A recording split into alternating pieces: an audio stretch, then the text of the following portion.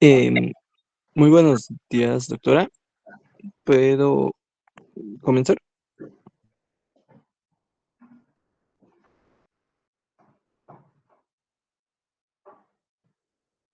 Doc, ¿Sí? ¿Será que podemos empezar? Vamos, soy doctor. marchemos adelante.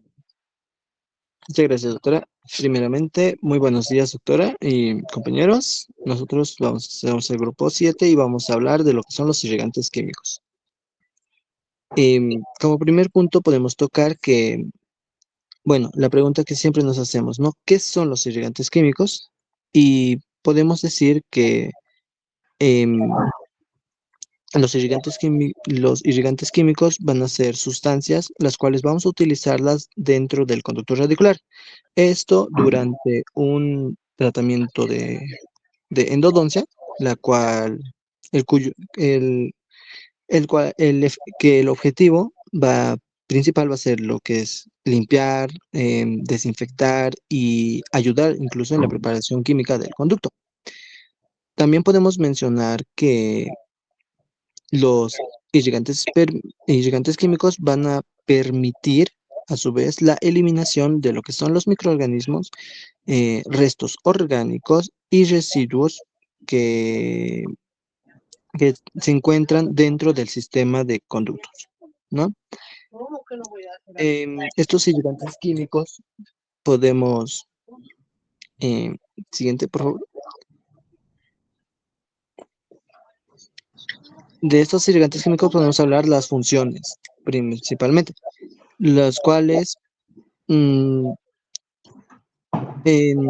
va a ser importante entender que los irrigantes químicos no solamente sirven para, qué sé yo, lavar el conducto, ¿no? Sí, sino cumplen funciones muy diferentes, las cuales son muy importantes dentro del tratamiento endodóntico. Y como primera función, vamos a hablar de la acción antimicrobiana. Esta es la función quizá más importante, ya que los irrigantes químicos ayudan a eliminar o reducir la cantidad de microorganismos presentes dentro del sistema de conductos radiculares. Esto es importante ya que muchas patologías pulpares, ¿no? Como la pulpitis o necrosis pulpar, enfermedades periapicales, se producen por la presencia de bacterias dentro de estos conductos. Y es por eso que gracias a esta acción antimicrobiana se logra una mejor desinfección y se disminuye lo que es el riesgo de una reinfección. Luego tenemos la disolución de tejidos orgánicos, ¿ya? Que podemos, podemos decir que algunos irrigantes químicos tienen que tener esta capacidad de disolver, como les dije, ¿no? Los restos de tejido eh, pulpar, tejido necrótico e incluso residuos orgánicos, los cuales permanecen dentro del conducto radicular. Y es por eso que esta función es importante, ya que muchas veces los instrumentos no logran eliminar completamente lo que son estos restos, ¿no? Especialmente en zonas complejas del sistema de conductos radiculares. Y es por eso que esta función es a su vez un complemento esencial de esta instrumentación mecánica. También tenemos la lubricación de estos instrumentos, la cual ayuda a disminuir lo que es la fricción entre instrumentos y entre los instrumentos y las paredes de los conductos, facilitando así el trabajo clínico, ¿no? Mejorando, qué sé yo, el deslizamiento, se puede decir, de los instrumentos, reduciendo así el riesgo de fracturas de la pieza dentaria o irregularidades que pueden producirse dentro de la preparación endodóntica. Además, también van a cumplir lo que es una función de arrastre y eliminación de residuos, los cuales se van a dar gracias a los movimientos y movimientos circulares, ¿no? Del irrigante dentro del conducto, los cuales eliminan partículas dentinarias y restos orgánicos y otros residuos también que van a ser generados por la instrumentación como es el barrillo dentinario. Esto también, a su vez, va a generar una limpieza continua del conducto radicular durante el procedimiento, mejorando así el campo operatorio y la visibilidad del operador, lo cual ayuda. Y finalmente vamos a decir que los irrigantes químicos van a tener la capacidad de penetrar em, la capacidad de penetrar en zonas inaccesibles del conducto radicular, ya que muchas veces existen, como todos sabemos, y nos han explicado el día de ayer, conductos accesorios, ¿no? También presenta, qué sé yo, irregularidades anatómicas a ciertas piezas dentarias o zonas donde los instrumentos como las limas no pueden llegar completamente por sus capacidades limitantes, ¿no? Y es por esto que los irrigantes químicos pueden alcanzar estas zonas gracias a esta función y contribuir a una limpieza y desinfección mucho más efectiva del sistema de conductos. Luego vamos a hablar de lo que son las características. Em, Estas características van a ser muy importantes, ya que no cualquier sustancia puede utilizarse dentro del sistema de conductos, ya que el irrigante ideal debe reunir varias propiedades, ¿no? Las cuales permita una limpieza eficaz. Y como primero tenemos la baja toxicidad, la cual es ideal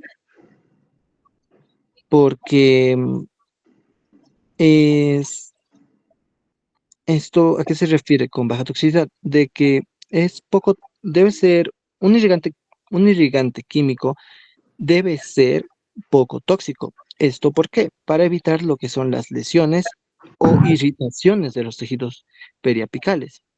Esto especialmente si ocurre una extrusión accidental fuera del conducto reticular.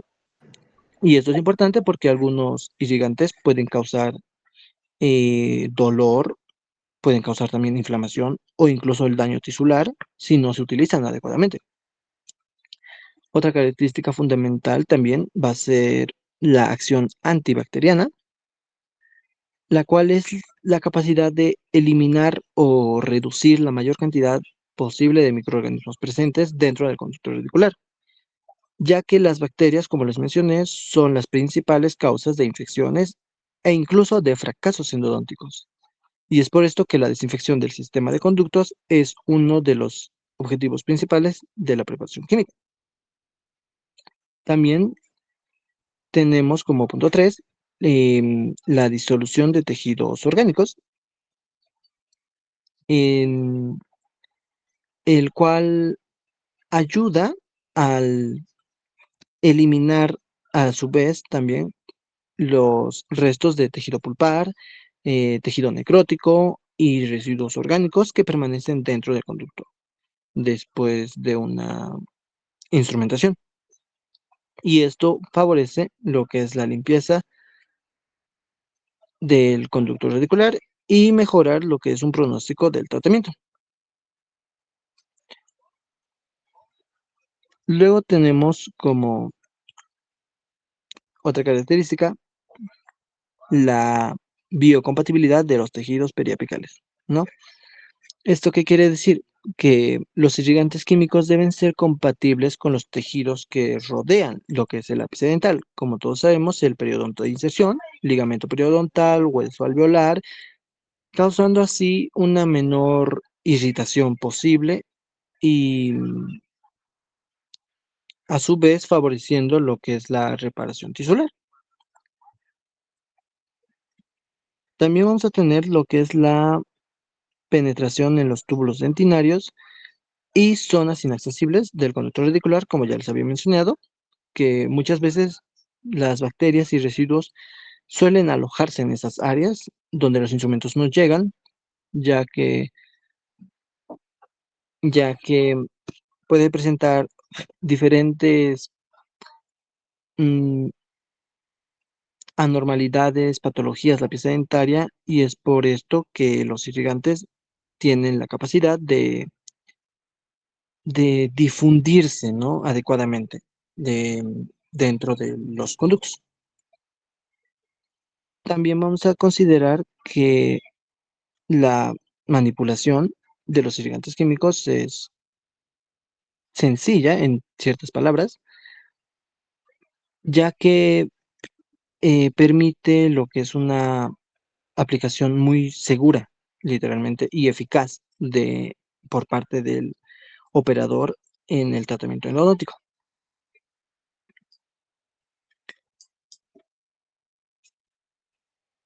Luego, otra característica que vamos a tener es la estabilidad química.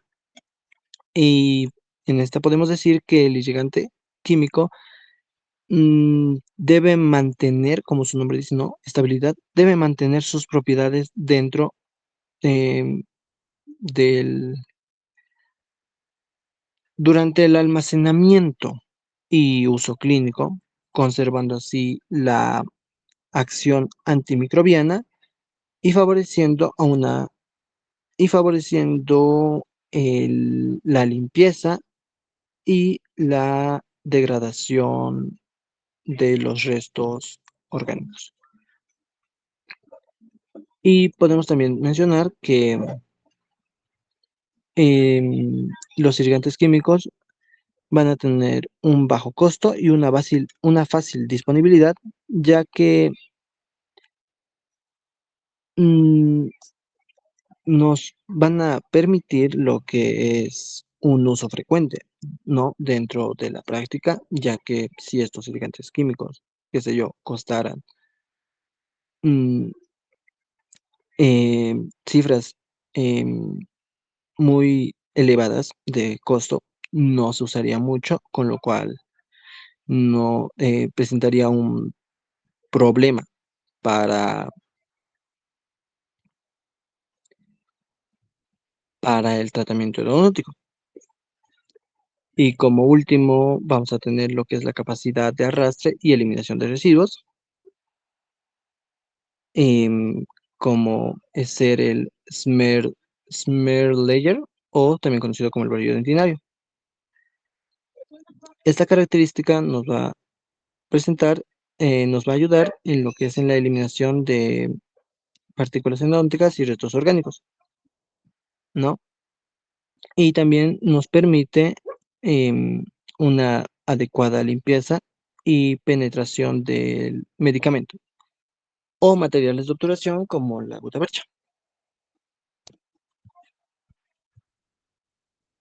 Y por último, podemos hablar de los principales irrigantes químicos, los cuales van a ser el hipoclorito de sodio, el cual es el más utilizado, ¿no? Dentro de la endodoncia, ya que este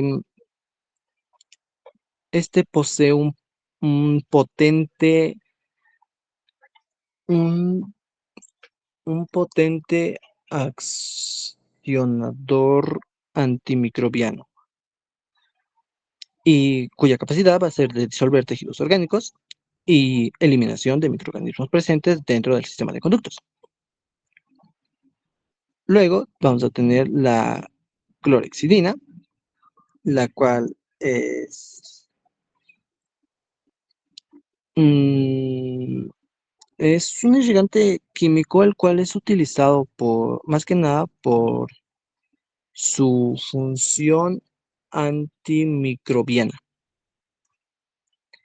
ya y su función antimicrobiana, la cual es la de eliminar microorganismos del conducto radicular, y también por su sustantividad, la cual quiere decir que es la capacidad de adherirse a la dentina y mantener la acción antimicrobiana, prolongando su tiempo de aplicación.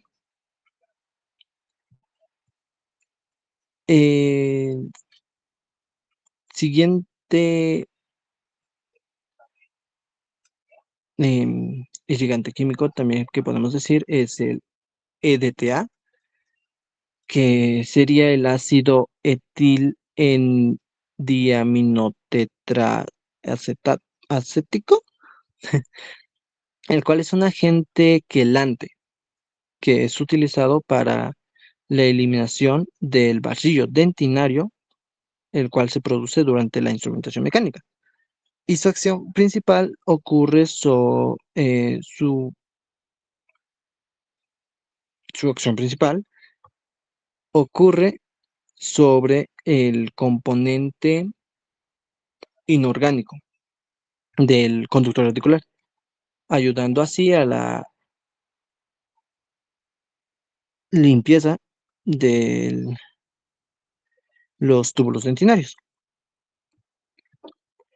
Y como último vamos a tener lo que es la solución salina, la cual es utilizada principalmente por su acción de arrastre y lavado dentro del conducto radicular. Su función también consiste en la utilidad de, también su función va a ser utilizado para la irrigación intermedia o final durante este tratamiento endodóntico. Y eso sería de mi parte, doctora. Le paso la voz a mi compañera. Bueno, continuando con el tema, yo voy a hablar uno de los temas más importantes, ya que mi compañero estaba mencionando mucho de que el barrido dentinario, que tenemos que eliminar el barrido dentinario, entonces, ¿cómo también es denominado el barro dentinario? Es Malaya. Es un tema corto, pero tenemos que saberlo, ¿ya? Primero, entonces, ¿qué es el barro dentinario? Es una capa de residuos orgánicos e inorgánicos que se forman sobre las paredes dentinarias durante la preparación mecánica del conducto radicular. Esta capa puede extenderse sobre toda la superficie dentinaria y penetrar lo que son los túbulos dentinarios. Aquí, como vemos en el video, al hacer nosotros el preparado cavitario, vamos a crear tipo un barrido dentro de lo que es la cavidad, ¿verdad? Y para eliminar todo este barrido, que está compuesto obviamente por restos de la dentina, por tejido pulpar, microorganismos, residuos necróticos, estos van a entrar dentro del túbulo. Y de cierta manera, como aquí nos menciona, va a tener microorganismos. Y estos microorganismos, si entran al túbulo, entonces mayormente los irrigadores no van a poder entrar o no van a poder penetrar fácilmente al túbulo dentinario. Es por eso que incluso estas bacterias pueden quedarse vivas ahí adentro, pueden crear una medio filtración o incluso en todos los casos, si dejamos este barro dentinario ahí, vamos a tener un fracaso dentinario. Ahora, entonces, ¿qué nos interesa mayormente? O sea, importancia clínica que tiene este barro dentinario. Como les mencioné al inicio, va a contener bacterias, porque si aloja bacterias dentro de los túbulos, estas van a quedarse vivas. ¿Y qué va a hacer? Va a producir incluso algún, o bueno, va a tratar de em, producir más que todo la inflamación, o una inflamación puede producir una lesión apical porque ahí adentro hay bacterias, ¿ve? Ahora, ¿qué también impide es la penetración de los irrigantes? Como les dije que entran a los túbulos, pues los irrigantes no penetran, algunos no penetran adecuadamente dentro de los túbulos y esto hace que se quede este barro dentinario e incluso puede afectar en el sellado del conducto. Porque en el momento de hacer la adhesión, los materiales, si hay barro dentinario, no se van a adherir y no va a haber una buena obturación y literalmente va a seguir molestándole al paciente. Otro tema importante es también qué elementos vamos a usar para la irrigación. Ya, los elementos que vamos a usar son más que todo encargados de transportar el irrigante hacia el conducto radicular. Y como primero tenemos a las jeringas de irrigación. Las jeringas de irrigación nos van a servir para controlar la cantidad de irrigante que vamos a meter al conducto y también permiten una irrigación lenta y segura. O sea, nosotros lo vamos a manejar. Y más que todo se usan agujas especiales endodónticas, las Luer Lock o las jeringas, mayormente las que usamos de 5 ml son las más utilizadas. Hay unas delgaditas que también son muy utilizadas, pero la importancia de esto es también que se conjugan con las agujas. Las agujas van a ser igual muy importantes porque tenemos de dos tipos. Una que va a ser literalmente las que son de las convencionales, las que van a tener una salida frontal, porque estas el irrigante va a salir por la punta. ¿Ya? Y puede crear una presión apical más profunda o mayor. Y también nos puede dar un mayor riesgo de extrusión del irrigante. ¿Qué se llama extrusión? Nosotros sabemos que al hacer la lima vamos a hacer un movimiento de intrusión y tracción, ¿verdad? Que ayer lo conocimos. Al hacer ese movimiento, em, pues la extrusión es como la salida ya de este irrigante. Entonces, si nosotros si utilizamos tal vez este tipo de agujas, tenemos un poco de mayor riesgo de causar esta extrusión. Ya. Ahora, otras agujas que tenemos, que son las más adecuadas y las más utilizadas, son las laterales. Estas salen, como ven en la imagen, el irrigante sale por los orificios laterales, lo cual disminuye una menor presión apical y son obviamente más seguras y más recomendadas.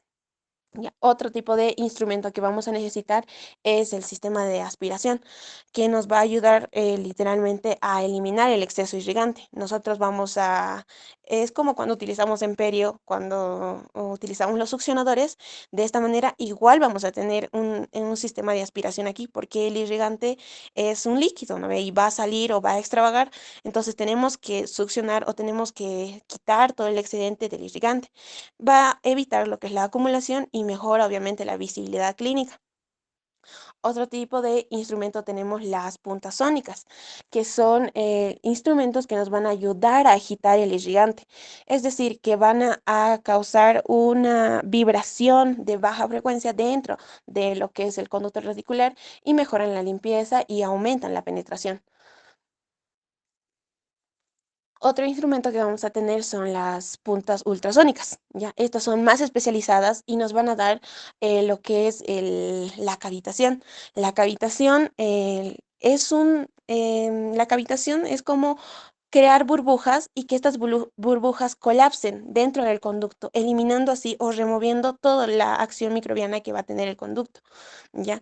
Va a tener un movimiento acústico y al decir que va a tener un movimiento acústico nos referimos a que va a hacer vibraciones ultrasónicas y este irrigante se mueva rápidamente dentro del conducto. Es decir, como les dije, agita el irrigante, penetra más y ayuda a desprender todos los residuos adheridos y obviamente va a tener mayor eliminación bacteriana. Ahora, tenemos muchas puntas ultrasónicas, ¿ya? Las que han venido mayormente son las BL1, BL2, y si podrán ver, la diferencia solamente está en su punta. En la punta, a veces las puntas más gruesas se utilizan para eliminar calcificaciones superficiales, hay puntas más finas, más delgadas, que es obviamente para el refinamiento de la entrada de conductos. La BL4, por ejemplo, tiene una punta más fina y ayuda obviamente mejor en la limpieza de los conductos que son estrechos y curvos. Y así tenemos variedades de puntas ultrasónicas. ¿Ya? Entonces, otro tipo también de elemento que tenemos el aislamiento, que no debemos olvidarnos nunca. Ahora, Porque en este tipo de irrigaciones nosotros manejamos elementos que tal vez no son tan factibles con lo que son los tejidos blandos. Entonces, si nosotros llegamos a tocar tejido blando o algún tejido orgánico que sea del paciente, lo puede irritar, ¿ya? Entonces, tenemos que hacer un buen aislamiento, evitar así la contaminación, de cierta manera protegemos al paciente, evitamos la ingestión de irrigantes y mejoramos obviamente el control clínico. ¿Ya? Ahora, vamos a hablar de los tipos de irrigación en endodoncia. Uno, tenemos la irrigación pasiva, ¿qué es lo que habla la irrigación pasiva? En aquí vamos a usar la jeringa, ¿ya? La jeringa, vamos a introducir la jeringa dentro del conducto y vamos a hacer la entrada suave del irrigante hacia el conducto, ¿ya? Obviamente haciendo la aspiración del exceso de la solución. Ahora, ¿qué ventajas puede tener o no, desventajas, perdón? Porque mayormente esta técnica ya no se las usa porque uno tiene menor eliminación bacteriana, ya tiene una menor penetración a los conductos. Como les dije al principio, el barro dentinario no se elimina así fácilmente. Si hacemos esta técnica, no vamos a eliminar lo que son el barro dentinario que se ha quedado dentro de los túbulos. Va a haber menor eficacia en la eliminación del smile layer, del barro dentinario, ¿ya? Entonces, otra técnica que utilizamos, o bueno, otra técnica que hay es la irrigación activa. La irrigación activa nos permite hacer movimientos o agitaciones del irritante dentro del conducto radicular para aumentar su eficacia. El objetivo obviamente va a ser la penetración de los irrigantes, aumentar el contacto con las paredes dentinarias y favorecer la eliminación bacteriana dentro del smile layer, que es el barro dentinario de los túbulos, ¿verdad? Pero esta irrigación activa se divide en tres, ¿ya? Podemos dividirla en una activación dinámica manual, en donde nosotros vamos a utilizar generalmente un cono de gutapercha. Vamos a ajustarlo en el conducto y realizar movimientos cortos, repetitivos, para así la remoción del barro dentinario. Ahora, la función que produce es la agitación y la hidrodinámica del irrigante, ¿ya? Ahora, otro tipo de irrigación que manejamos es la irrigación sónica. Cuando hacemos, es un tipo de irrigación activa en el cual nosotros utilizamos lo que es el instrumento haciendo vibraciones de baja frecuencia. Mayormente la irrigación sónica y la ultrasónica solo se diferencian mayormente en su frecuencia que tienen. Así que la frecuencia de la sónica es de 1000 a 6000 Hz ya aproximadamente. Las ventajas que tiene la sónica, ya que tal vez es un poco más, no es tan rápido como la ultrasónica, pero sus ventajas son que va a tener igual mayor o penetración del irrigante, va a tener mayor limpieza de irrigación pasiva, menor riesgo de daño dentinario. Ya. Pero entonces, cuando hablamos de una irrigación ultrasónica, vamos a hablar que es una técnica muy utilizada, que la utilizamos con el ultrasonido, es de alta frecuencia porque tiene de 25 a 30.000 Hz. Sus ventajas igual va a ser la misma. Como les dije, lo único que va a variar es la frecuencia que tienen. Y este nos va a crear lo que mayormente conocemos, como les dije al inicio, la cavitación, la formación y el colapso de las microburbujas que van a ayudar a desprender los residuos y bacterias. ¿Ya? Ahora, entonces, ¿qué tipos de problemas podemos tener en lo que son los accidentes de irrigación endodóntica? Uno, tenemos la extrusión del hipoclorito de sodio. Cuando hablamos de extrusión del hipoclorito, es que nosotros puede haber diferentes causas, ¿ya? Podemos nosotros incluso al hacer la lima, podemos penetrar lo que es parte del ápice del, del conducto eh, y hay una pequeña entrada. Si hay una pequeña entrada del ápice que lo hemos roto por las limas, entonces va a causar la extrusión, la salida del hipoclorito de sodio. Y nosotros ya dijimos, este tipo de hipoclorito, bueno, este tipo de irrigante altera lo que son las membranas celulares, va a haber cambios en el pH dentro, incluso puede haber necrosis química, ¿ya? Y pues puede crear incluso inflamación, hemorragia, edema en el paciente, un dolor por el daño vascular o nervioso que va a crearse dentro. ¿Ya? Entonces, las causas que va a tener, obviamente, va a ser la irrigación por compresión excesiva. Como les dije al inicio, cuando utilizamos la jeringa con irrigación pasiva, tenemos esa posibilidad de nosotros exceder la fuerza y perforar el ápice. Entonces, ¿qué va a pasar? Una presión excesiva va a causar una extrusión de hipoclorito. La aguja se puede trabar dentro del conducto y igual va a causar una extrusión. La sobreinstrumentación, como les dije al inicio, excedemos la lima, podemos causar lo que es la apertura del ápice y ya al momento de hacer la irrigación va a entrar directamente. Y la introducción profunda de la aguja, como les mencioné. Ahora, en estos casos, entonces, ¿qué es lo que deberíamos hacer? Nosotros tenemos lo que es soluciones salinas, como por ejemplo, mm, el suero fisiológico, donde el suero fisiológico nos ayuda mayormente a diluir lo que es el hipoclorito de sodio, ¿ya? Podemos ayudar a que, o sea, el paciente cuando nosotros hagamos esta extrusión, obviamente va a sentir dolor, va a sentir una sensación de ardor, incluso va a salir el edema, como ven en las imágenes, un edema difuso, va a causar eritema, equimosis, y muchas cosas, incluso puede afectar o puede dar parestesia a los nervios, ¿ya? Entonces nosotros como odontólogos, ¿qué debemos hacer? Si nos pasa en ese tipo de casos, obviamente si nosotros sabemos que hay una extrusión que está saliendo el hipoclorito, suspender obviamente directo la irrigación, ¿ya? Vamos a tratar de irrigar, como les dije, con una solución salina. Podemos diluir el hipoclorito con el suero fisiológico para que lo disuelva, lo diluya. Luego, obviamente, vamos a tener que hacer un drenaje del conducto o vamos a tener que, con los suctores, vamos a tratar de sacar todo el irrigante que tal vez se encontraba. Ahora, también un consejo podría ser que podemos recetarle a nuestro paciente lo que son analgésicos o antibióticos, como el analgésico tal vez paracetamol, ibuprofeno, lo que conocemos, los antibióticos como amoxicilina o incluso hacer compresas, ¿no? Para rebajar el eritema o rebajar la inflamación que tiene las compresas frías.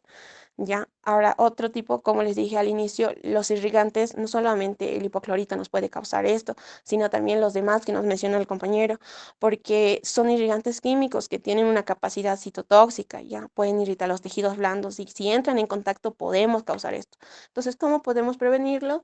Haciendo el uso adecuado del irrigante, haciendo una aspiración adecuada en el momento en que el irrigante salga, tenemos que aspirar todo para que no llegue en contacto en ningún momento con el paciente. Y también el aislado absoluto, como les dije, y a tener un buen control de la irrigación, no sobrepasarnos. Por eso tenemos también las agujas, ¿no ve? Para tener un mayor control de cuánta cantidad va a entrar al conducto.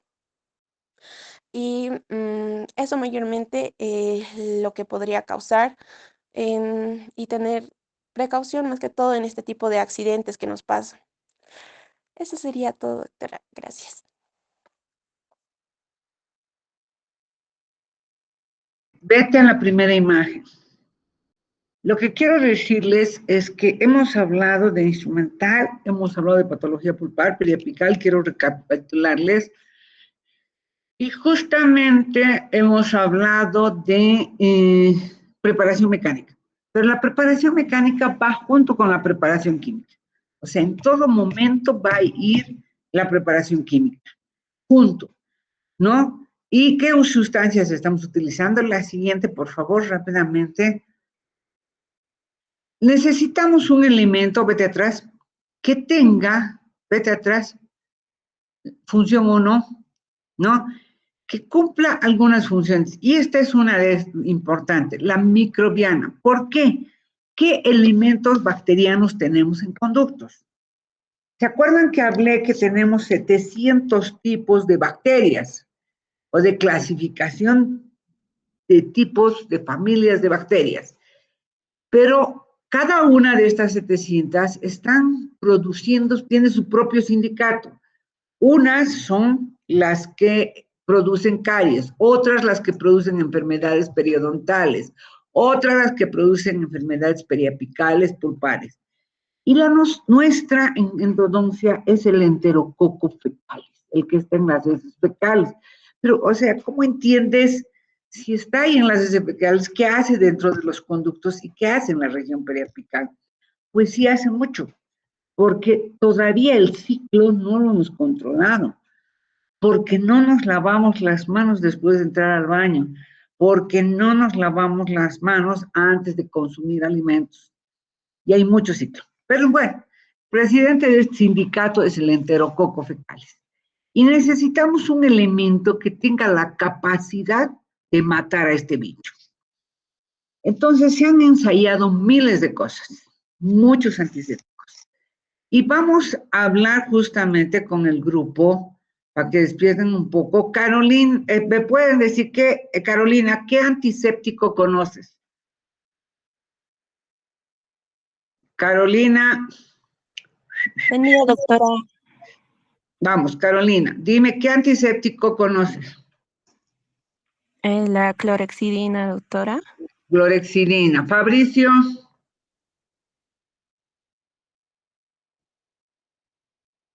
Fabricio, Sí, doctora. antiséptico. Buen día. ¿Qué antiséptico puedes sugerirnos? Peróxido de hidrógeno, Ah, doctora. peróxido de hidrógeno. Ya. Fanny, Sí, doctor. otro antiséptico.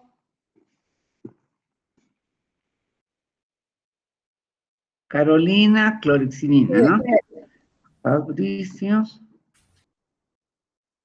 Ya, otro antiséptico, Fanny. Vamos, pasamos. Gabriela. Compuestos yodados, doctora. Yodo. Fanny, ¿no? Yodados, ya. Antes en su internet, no importa. Gabriela. Podría ser alcohol, doctora. El alcohol, ya. Vamos bajando. Giselle.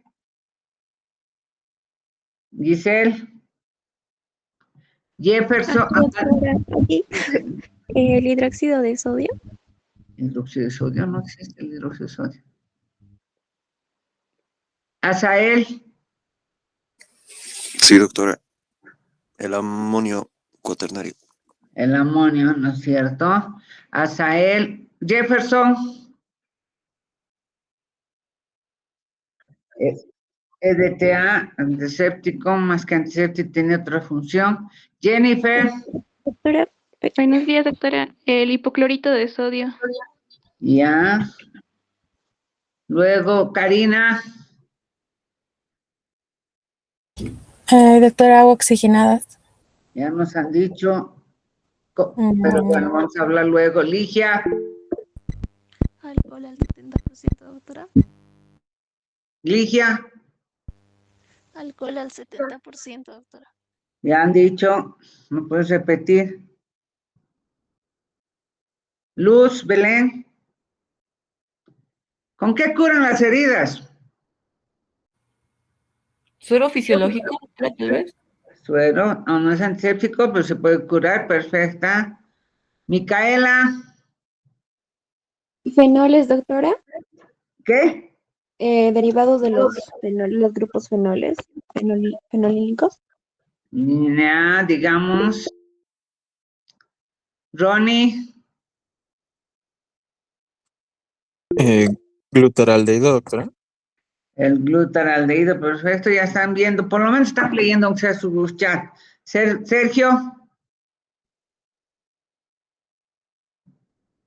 Sergio. Nada, no despierta el Sergio. Nos ha dejado encendido. Ya. Vamos viendo para arriba.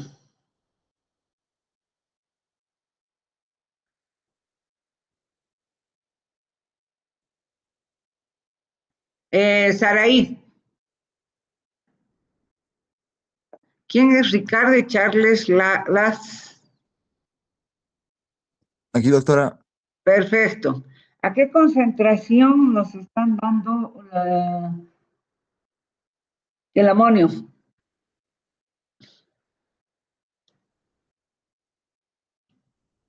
¿Cuál es el amonio? No me acuerdo, doctora. Ni te acuerdas. ¿Cuál es un amonio? Ronnie, ¿qué es un amonio? ¿Cuál es el amonio que tenemos en Bolivia? Malamarca. Saraí, ¿a qué concentraciones tenemos la clorexidina? Eso he repetido varias veces.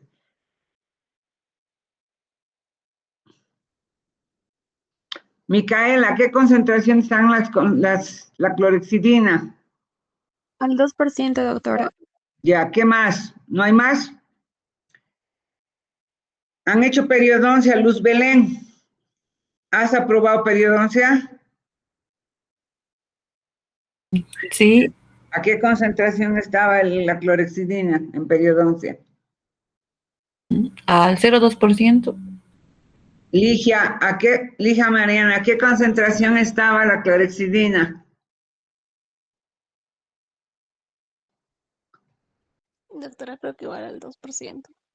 Karina, ¿a qué concentración está la clorexidina? ¿A qué concentraciones viene la clorexidina? Y les he repetido, anoten.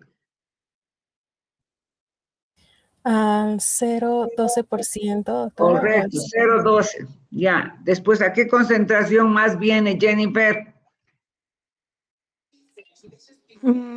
Según lo que menciona la doctora, al En ese día 0,2% y que al viene. 2%. ¿Qué? Al 0,2% y al 2%, doctora.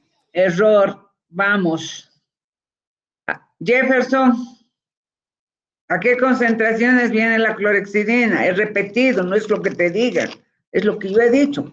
Y además, no puedes dejarte llevar. Estamos como los marchistas, que se dejan llevar por lo que viene y dice el dirigente.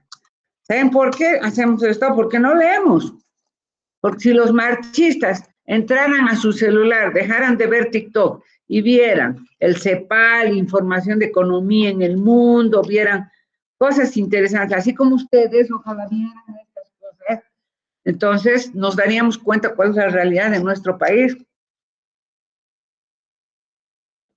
Yo les hago una propuesta.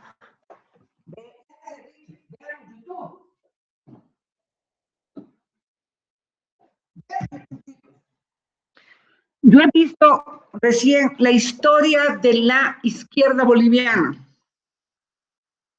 y se van a poner a llorar, porque es un enredo fatal, es una juntucha que hoy día me reúno con esto, mañana me convierto tal cosa, es una cosa. Entonces tengan criterio propio, no es que me digan, nadie tiene que decirte, tú puedes observar la información, buscar, para eso tienen celular, computadora, sus papás se esfuerzan en tener internet en la casa, reproduzca ese internet. Chicos, basta de ignorancia. Ya les he dicho, ustedes tienen un promedio de ¿cuánto? 20 años. A los 20 años tienen que tener un criterio claro y absoluto de lo que es la historia del mundo, la historia de nuestro país y la realidad nacional. Y que no pueden esperar que nadie les diga nada. Ni estar mirando la tele, lo que se han peleado, eso son pavadas. Vean indicadores. Váyanse al... ¿Se acuerdan lo que les he hecho ver? Indicadores en salud oral, que es nuestra obligación.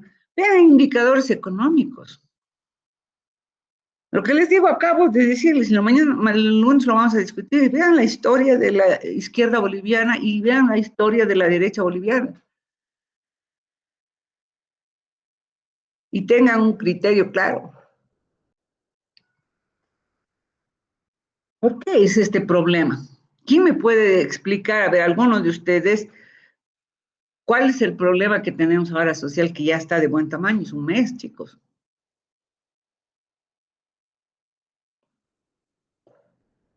Es un problema político serio. Y no se va a arreglar fácil, y tal vez no se arregle bien. O no desencadene bien. Nosotros estamos bien, felices, somos los privilegiados, ¿no es cierto? Porque estamos en la universidad, porque podemos comunicarnos, podemos estudiar, y el resto de la gente no podemos seguir haciendo karaoke. Cuando no podemos ni siquiera leer la presentación por los términos, porque es la primera vez que están leyendo. Yo me doy cuenta al tiro. ¿Ya? Estudiemos. ¿Y por qué estamos hablando esto de antisépticos? Porque vamos a utilizar, les dije a todos que me manden, van a mostrar ahora una foto, a qué hipoclorito tienen en su casa, a qué concentración, porque les voy a enseñar cómo disolver. Entonces, por favor, vayamos. Karina, ¿me puedes decir a qué concentraciones viene la clorexidina?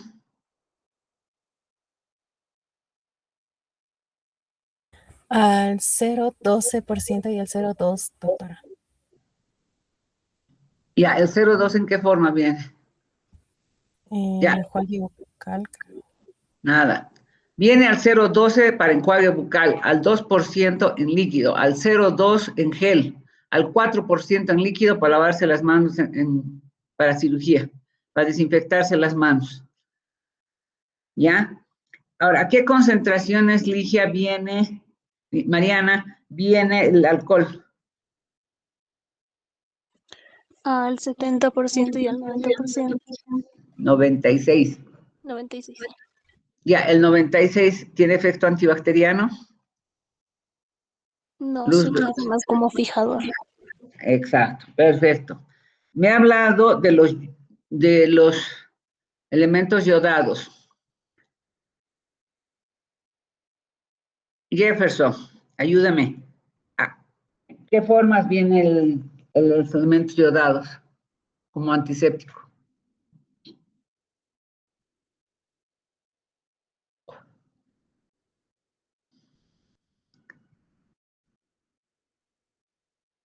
¿No te acuerdas? El alcohol yodado para desinfección del campo operatorio, desinfección de manos, se utilizaba mucho, pero tiene otro error. Lleva plomo en su composición, es altamente radiactivo y pigmenta la mucosa. Vamos. El amonio cuaternario. Azael, dime cuál es el amonio que tenemos en el mercado, aparte del que utilizamos en la pandemia.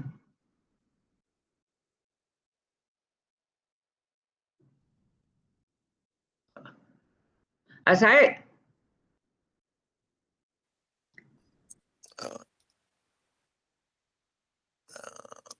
DG6. El DG6 es el famoso amonio cuaternario, que ya no se usa mucho, excepto hemos usado en la concentración muy baja en la pandemia. Ya, vamos.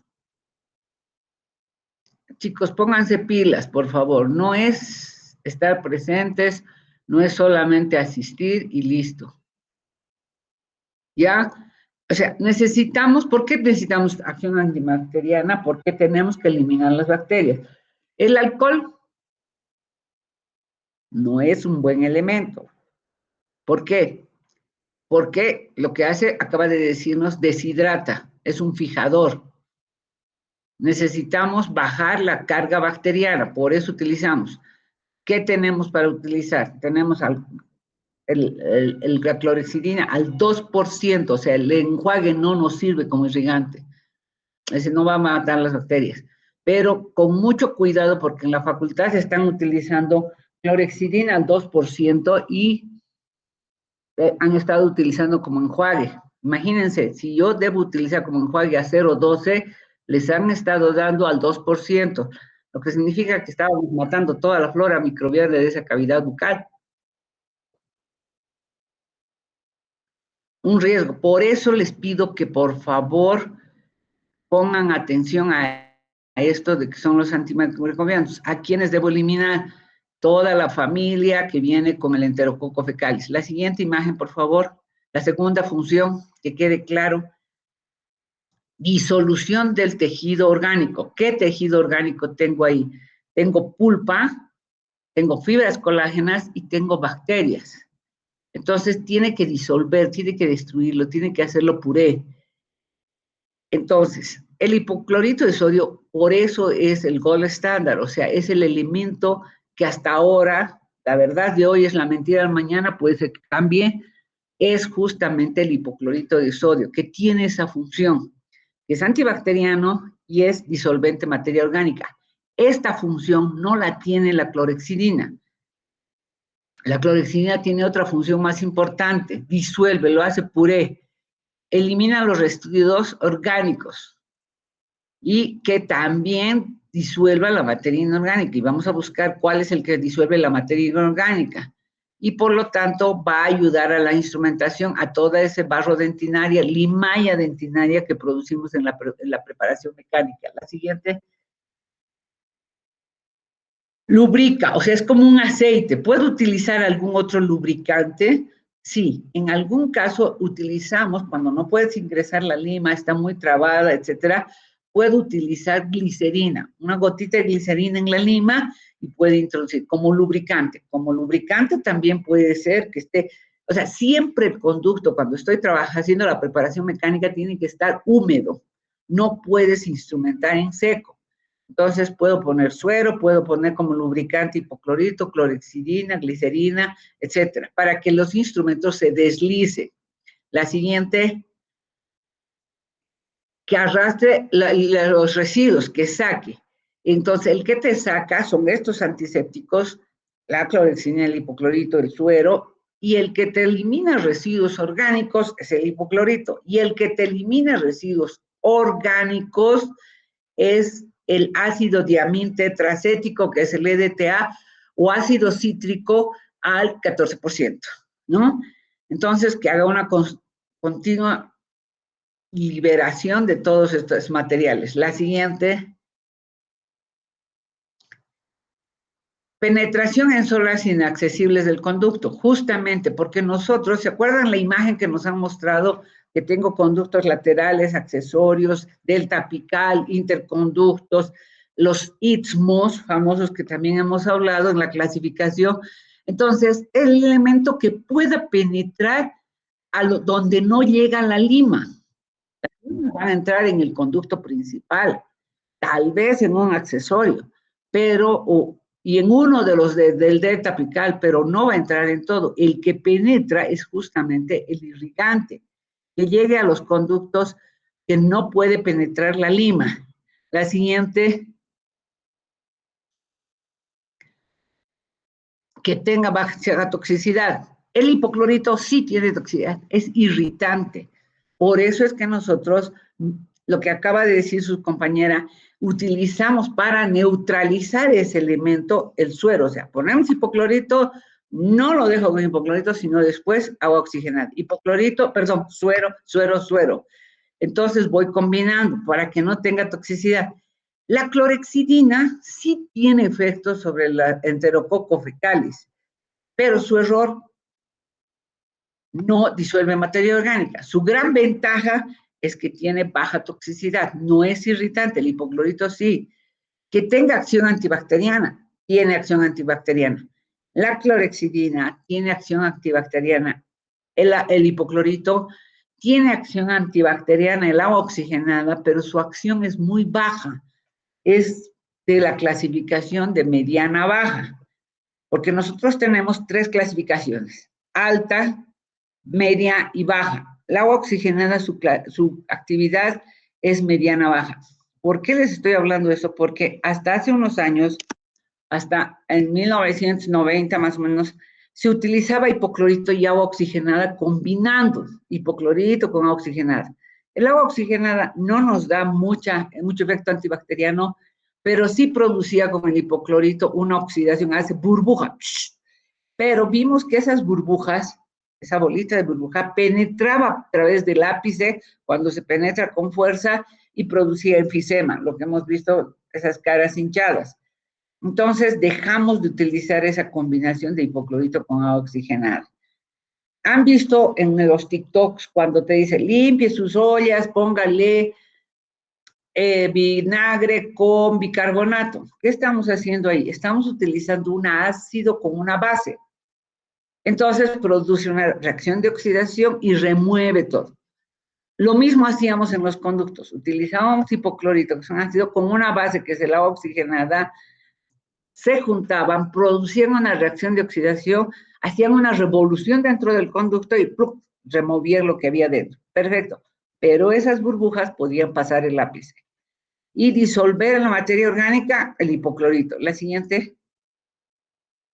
Acuérdense, hipoclorito, materia orgánica, EDTA, materia inorgánica, ácido cítrico, materia inorgánica, que sea compatible con los tejidos, o sea, que no necrose, porque hemos usado otros elementos que necrosaba.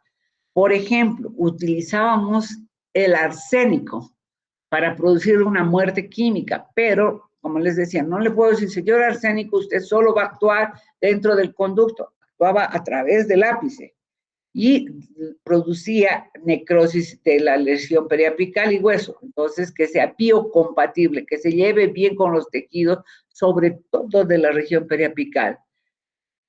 Lo que les decía, que penetren todos los túbulos, accesorios, laterales, etcétera, y que sea de fácil manipulación, y lo que lo pueda cargar en una jeringa y que pueda penetrar dentro de los conductos, y que tenga un control.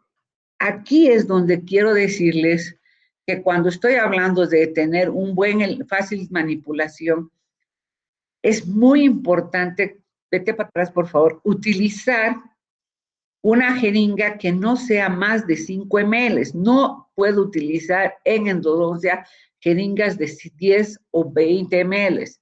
¿Por qué? La de 5 ml, si ustedes lo agarran con la mano, pueden tener control y verifican que va avanzando lentamente. Tienen que aprender a tener control de sus dedos, de sus manos.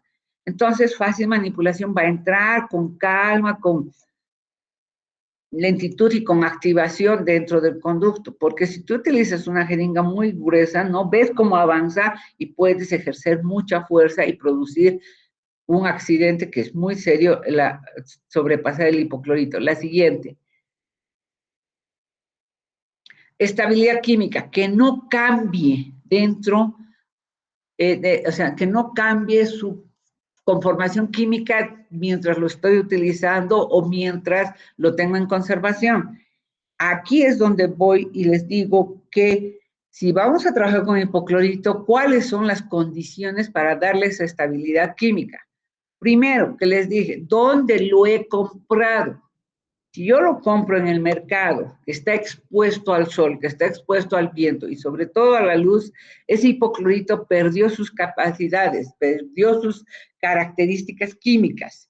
Segundo, ¿a qué concentración está? Les dije, revisen sus hipocloritos, el de su casa, o compren ese hipoclorito y vean a qué concentración. Y otra de las cosas es que debo verificar la fecha de elaboración y fecha de vencimiento, si no ha perdido su estabilidad química. O sea, no puedo comprar un elemento que tenga fecha vencida. Y otra de las cosas, que el frasco no esté abierto, que esté bien cerrado y que la preparación, inclusive se dice que debo hacerla cada día para esa disolución, solo para el momento que estoy preparando. Por lo tanto, los elementos estos, como el agua oxigenada y el hipoclorito, deben estar guardados en frascos especiales. Ustedes fíjense en qué tipo de frasco trae el hipoclorito. ¿Quién me puede responder en qué tipo de frasco viene el hipoclorito? María. Sergio, a ver, vamos, Sergio. Doctora, en un frasco de preferencia amarillo y color con ámbar.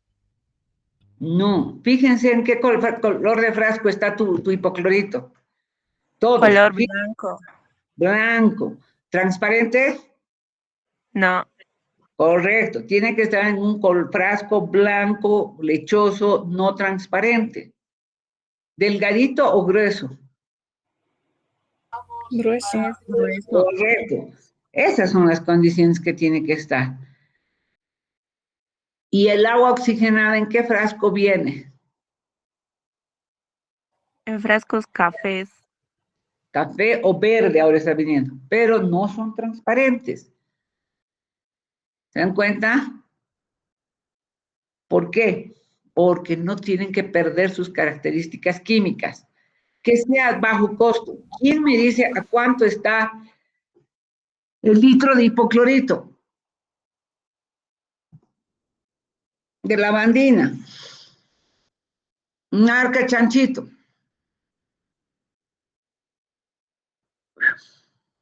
Ya, tarea para todos. Averiguar a cuánto está el hipoclorito, la marca y nos van a dar el costo, la característica. ¿Y a cuánto está una clorexidina? Al 2%. Fíjense, les cuento que el tema de la clorexidina se utilizaba muy poco en Bolivia, nos traían del Brasil frasquitos de 100 ml que hace unos 5 años antes de la pandemia nos costaba 200, hasta 400 bolivianos ha llegado a costar 100 ml de clorexidina. Ahora Bolivia está produciendo, vamos a averiguar a cuánto cuesta la clorexidina al 2%. ¿Y a cuánto cuesta el hipoclorito? Aquí es lo que digo, que bajo costo, que sea económico y de fácil obtención. Vas a la tienda, al supermercado y lo puedes comprar. Capacidad de arrastre, que elimine los líquidos. Si estoy poniendo como irrigante, solamente, ojo, escúcheme, la glicerina solamente lo estoy usando en la lima como vehículo, pero para que arrastre tiene que ser líquido, no tiene que ser espeso. Entonces, ahí va el hipoclorito, el suero, el EDTA, el ácido cítrico, todos estos elementos. La siguiente, por favor. Entonces, esas son las características que busco de los irrigantes.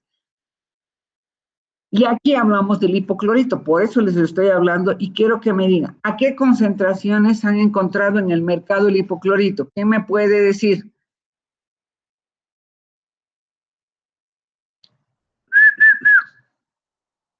¿Nadie tiene hipoclorito en su casa? Yo, doctora, lo encontré al 3.5%. 3.5. ¿Qué marca es? X-Pro. X-Pro, perfecto. ¿Quién tiene la marca Sapolio? El sapolio, doctorita, 5.9%. 5.9, perfecto. ¿Qué otra marca tiene? La marca X5. Al 5.25, doctora. No, no es el X5.25. No, es que se borró su marca, no sé cuál es. En algunos casos viene en gramos o miligramos, también dice. Esa Sí, es doctora, la el mío. Al 55 es, doctorita, que yo 5.5 es el X5. ¿Qué industria es? Argentina. Correcto. Quiero que diferencien. Ha salido la Argentina, que todavía está entrando. Para mí, que esa fecha de vencimiento, revísala. Porque eso es elemento antiguo. Tu fecha de vencimiento. ¿Tiene Doctora, el suyo? el mío no tiene, doctora, solo tiene la fecha de elaboración. ¿Cuándo es? Del 25, doctora. 25. Ya. Lo que sucede que el X5 ha salido, venía de la Argentina. Después teníamos el X5 paraguayo, hay el X5 cochabambino y hay el X5 de Santa Cruz, ¿ya? Entonces, tienen que fijarse bien la concentración. Ahora, hay otro problema que tenemos. Nosotros en la facultad hemos hecho con bioquímica el estudio de los hipocloritos y las concentraciones.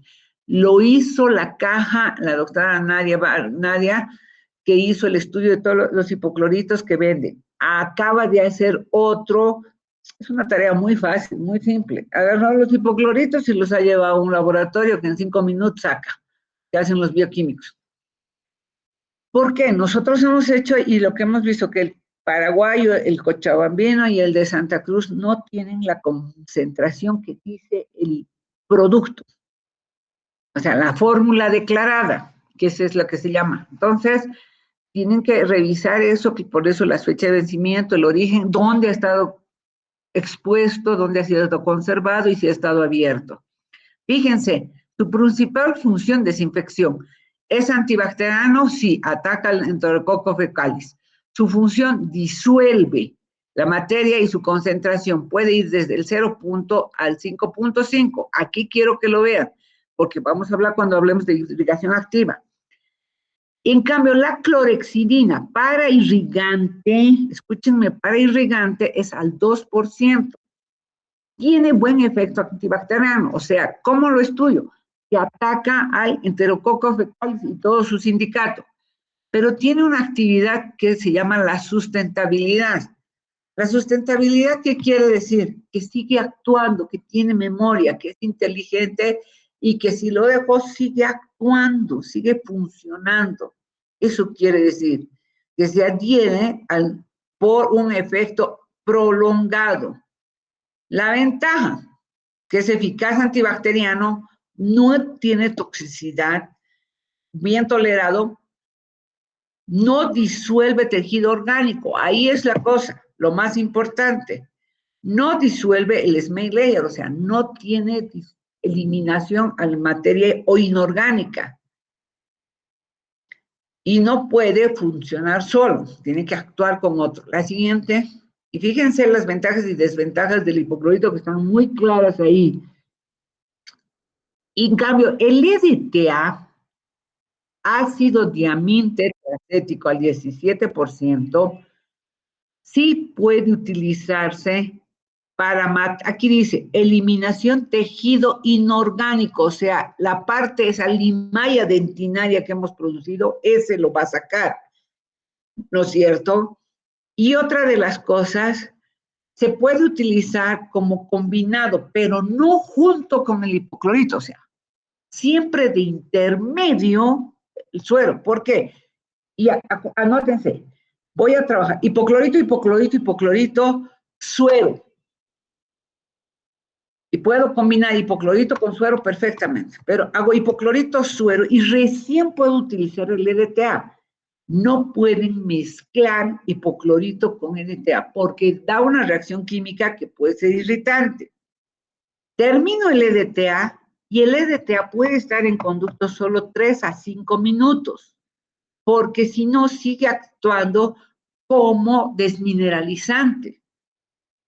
Puedo utilizar también el EDTA cuando tengo conductos atrésicos, o sea, tapados, pero nunca dejo el EDTA dentro del conducto por más de 5 minutos. Lo lavo con suero, solución salina. ¿A qué concentración había estado la solución salina?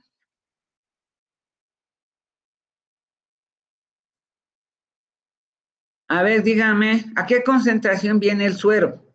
Pero está ahí, pues, 0,9%. Aquí está puesto, esa es su concentración del suero. ¿Por qué puedo utilizar en vez del suero agua destilada? Sí. ¿Cuánto cuesta el litro de solución salina del suero? ¿Quién sabe? Ahora que ha subido el precio. Antes era 9, 10 bolivianos. Tienen que saber los costos. Entonces, es un elemento caro, debe estar por los 15 pesos ahorita. ¿Por qué no uso agua destilada en nuestro medio, aunque es una buena indicación?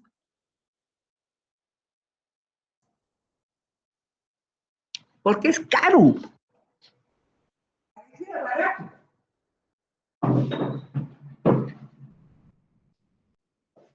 ¿Por qué? Agua destilada cuesta. La ampollita traen algunos. Antes, en una época, nosotros comprábamos en la facultad de Coca-Cola. Ahí en San Pedro, cuando la fábrica era en San Pedro y producía, íbamos y comprábamos por bidones. Y nos dimos cuenta que era más caro que el suero. Después empezamos con el Mauro, con el técnico, a producir en la facultad. ¿Saben dónde producimos agua destilada? ¿Quién produce agua destilada? Tenemos 2 aparatos ahora en la facultad.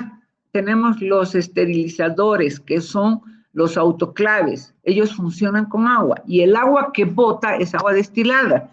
Pero necesitábamos 60 litros de agua para producir uno de agua destilada. Nos salió caro. Eliminamos. Por eso es que nos quedamos con solución salina, o sea, suero fisiológico. Entonces, escúchenme bien, por favor. Hipoclorito, hipoclorito, agua de suero. Puedo combinar suero, EDTA, suero, y ahí seco. Ahora, los peruanos están utilizando, en vez del ácido diamín tetracético, están utilizando ácido cítrico al 14%. Es mucho más barato y les está funcionando. Igual elimina la limalla dentinaria. La siguiente, por favor. María, pásame esto que nos ha explicado. Y fíjense abajito, por favor. Tiene restos de dentina, microorganismos, tejido pulpar y residuos necróticos. Esto de abajo tienen que aprendérselo de memoria. Tengo materia orgánica, materia inorgánica. Por eso, la siguiente. Ese es el famoso barro dentinario. Y nos sirve para las bacterias, para penetrar dentro de los túbulos dentinarios y luego para que este esta dentina así limpiecita que está sin limaya, sin barro dentinario, sin nada, sin bacterias, este último lo hace justamente, es así como deberíamos dejar los conductos, los túbulos dentinarios, y eso lo hace esta combinación que les estoy dando. Y el último, por eso dicen que el ácido cítrico o el ácido tetracético hace la limpieza de la materia inorgánica. Luego, abundante suero y tiene que quedarse así, sin bacterias. Fíjense en este túbulos dentinarios, lo que a veces está ahí dentrito, bien alojado, feliz, escondido, las bacterias. Entonces, por eso que el irrigante debe penetrar en los túbulos. La siguiente, la cantidad, las jeringas. Por eso iba a decirles, por favor, existen jeringas especiales, nosotros no les pedimos.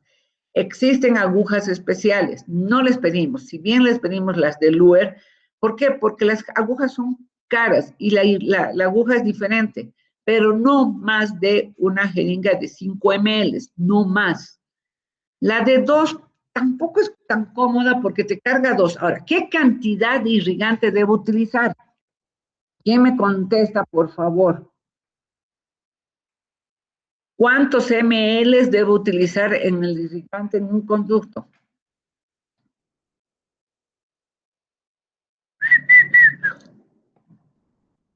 Ya pues, ¿nadie me ayuda? 1 a 2, doctor. Ya, pero tu jeringa es de 5. ¿De 3 a 5 ml, doctora? No. Miren, el anteaño fue el Congreso Mundial y a uno de los más grandes yo le pregunté a Siqueira, ¿cuánto de irrigante? Y él me dijo, ocha, me agarraste, lo vamos a estudiar. Luego hablé con Jaramillo, que es uno que está en la Universidad de Pensilvania, que está con, es un mexicano, pero que estudia, y me dijo 35.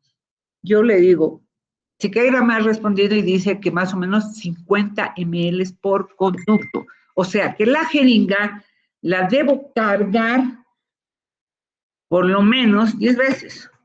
Yo digo, la cantidad que veas necesaria. Con 1 ml estás perdido, con 5 estás perdido. Tiene que ser por lo menos 30. O sea, ¿cuánto? No hay límite, no tengas límites, por lo menos 30, 35, 40, hasta 50. ¿Se dan cuenta la importancia de lo que es el irrigante ahora? Y fíjense, y les voy a pedir que analicen. Yo les hago comprar y les he puesto en la lista, ¿no es cierto?, un frasco de 250 ml, que ahora la verdad lo he cambiado por 100 porque me he dado cuenta que es más fácil transportarlo entre su canasta, en su aguayo, en esas cosas, ¿no es cierto? Y en algunas clínicas, ¿qué hacen? Le dan un vasito DAPI. Le voy a pedir a uno de ustedes, a tu compañero María, ¿cómo se llama tu compañero el que has trabajado? Sergio, doctora. Ah, Sergio, que le has pasado todo y nos ha hecho karaoke. Sergio, me vas a medir cuántos ml entra en un vaso DAPI. ¿Ya? Y me vas a medir cuántos ml entra en la tapita de una de whisky y en la tapita del Singani. ¿Y cuántos ml de clorexidina le damos al paciente para su enjuague bucal, que es al 0,12? Esas son las cantidades. Vamos, la siguiente, los tipos de agujas. Fíjense, esta tiene salida casi al ápice, pero la jeringa Luer solo tiene en la punta de la. Hay otras agujas que tienen a los costados. ¿Por qué no hacemos a la punta estas que son al costado? Porque la irrigación salga lateralmente y regrese hacia arriba, pero que no penetre con fuerza y atraviese el ápice. Esta es la razón de estas agujas. La siguiente, para que no produzca enfisema. Tengo que hacer aspiración. Fíjense que y les estoy mostrando, y qué bien que has puesto esta imagen, María. ¿Por qué? Este suctor de líquidos, el suctor endodóntico que se llama, tiene 3 puntas. Y nosotros estamos usando la gruesa, porque ¿cuál es el problema? Que se taponan mucho estos metálicos, son muy rígidos. A mí me llegó del Brasil y lo he pedido que lo traigan en varias tiendas, lo estamos utilizando en la clínica. Les sugiero, no, cuando tengan que comprarse en la clínica, no se compren este, es muy rígido, es muy incómodo de trabajarlo. Ha salido unos suctores que es igualito al suctor, pero que termina en puntita. Es desechable, efectivamente, pero ese suctor se puede flexionar, como es plástico, se acomoda y ingresa dentro del conducto. Ese es el que tenemos. Entonces, se hace una irrigación con aspiración. Y también tenemos otras que son las puntas sónicas que vienen y que nos activan. ¿Qué quiere decir? Que si tú le remueves el irrigante, lo activas, toda esa limalla, ese barro dentinario pueda salir mejor que solo una irrigación pasiva. Entonces, estas penetran dentro, son aparatitos que penetran dentro. Y hemos mejorado con la ultrasónica utilizando, fíjense que es el aparato ultrasónico, unas puntitas por donde sale este líquido, que es el hipoclorito, y va a ingresar y vibra. ¿Ustedes han utilizado el ultrasonido en periodoncia? Sí, doctora. Perfecto, ese mismo. Y hace una vibración. Así. Eso mismo hacemos. Y con eso hemos mejorado sustancialmente la calidad de la limpieza. Entonces, la irrigación se dice que voy a matar a las bacterias, el hipoclorito al 5.25%. O sea, han ido probando al 2, al 3, al 4, al 5. Y en ese límite, las bacterias del fecalis han muerto.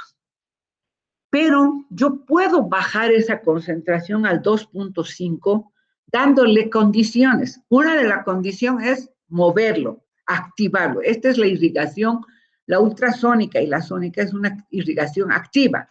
Mientras que si pongo solo la jeringa y lo aspiro, es una irrigación pasiva. Entonces, si yo le activo, escúchenme bien esto, si yo activo, puedo bajar al 2.5 la concentración, pero si no, mantengo al 5.5. Otra condición que le debo dar al hipoclorito, lo puedo calentar. Salieron unos aparatos que nos calentaban el hipoclorito, costaba $800, son cera. Yo fui y me compré esas ollitas que sirven para la cera, para ponerse y sacarse los bigotes, los pelitos. Esa ollita calienta muy bien a 37 grados. Pero el otro día el Neil me habló esos calentadores de biberón, que lo calienta y llega a 37 grados. ¿Qué sucede cuando caliento el hipoclorito? Mejora su actividad antibacteriana. Y otra primicia que debo darles, también la última irrigación, y eso se llama el cambio de temperatura, pero hay otro término que ahora ha salido recién, que habla de la criorización. ¿Qué es la criorización? Es el enfriamiento. Entonces, el último suero que pongo, lo pongo al refrigerador. Le pongo unos minutos y lo enfrío. ¿Para qué hago eso? Para desinflamar. Si por ahí el ápice lo he tocado, lo he inflamado y el ápice esté inflamado, el ligamento periodontal. Entonces, la última irrigación la hago con un suero que esté frío. Esa es la criorización, para desinflamar. La siguiente, por favor. Las puntas ultrasónicas que les decía, pero todo esto se hace solamente con aislamiento absoluto. Pero tan bien hecho el aislamiento, y por eso les dije, traigan gotita que se coloca alrededor del cuello. Hay otros elementos también para sellar totalmente y aislarlo al diente de cavidad bucal, porque cuando te entra esto en boca, el paciente se vuelve loco, te da una tos. ¿Qué hago cuando tengo eso? Ahorita les voy a explicar la siguiente. Fíjense ese aislamiento. Y la irrigación pasiva tiene sus ventajas, pero elimina lentamente las bacterias. La siguiente. En cambio, la activa como estamos hablando, inclusive puedo yo activar, sí, meto, saco la agujita y aspiro a su vez. Para eso necesito un muy buen aspirador. La siguiente, aquí ya están estos, todos lo van a leer. En cambio, esta es la dinámica, que lo hacemos manual. La agito al hipoclorito, agito el suero. La siguiente, la sónica, también ahí están sus ventajas y desventajas que ya hemos hablado. La siguiente,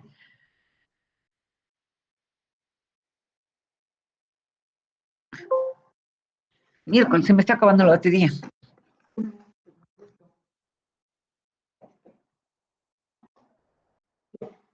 Listo.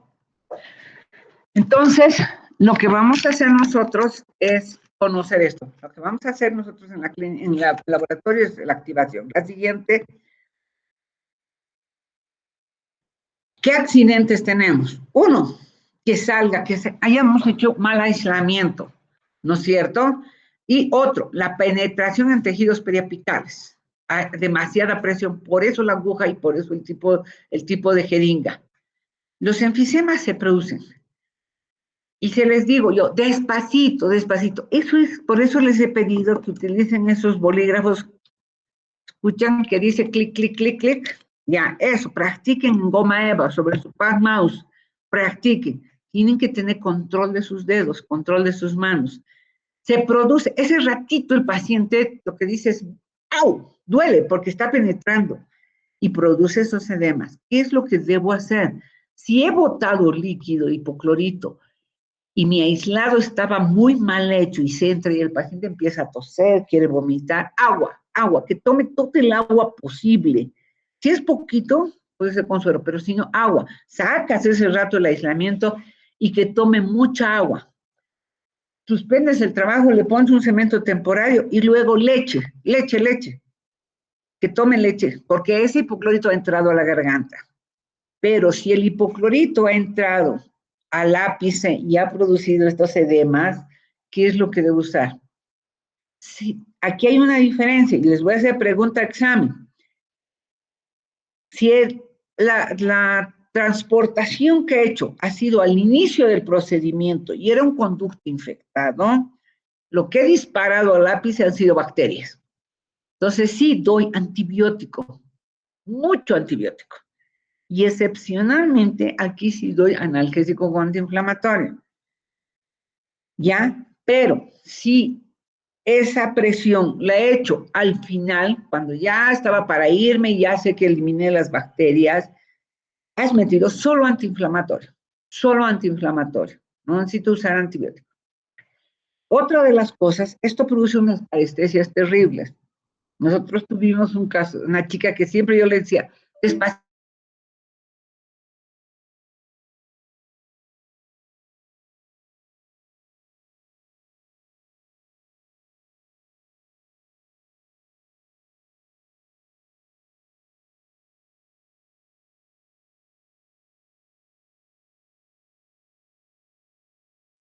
Doctora, ¿no se le escucha?